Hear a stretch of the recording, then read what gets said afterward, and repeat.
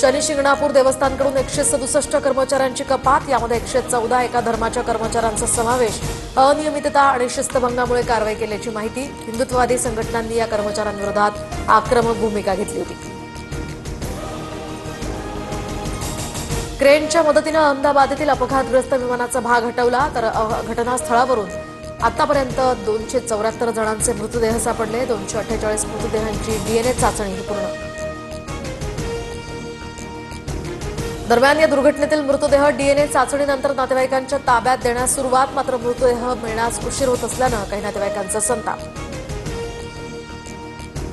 आषाढीसाठी पंढरीच्या वारीमध्ये येणाऱ्या मानाच्या दिंड्यांना प्रतिदिंडी 20,000 अनुदान मिळणार.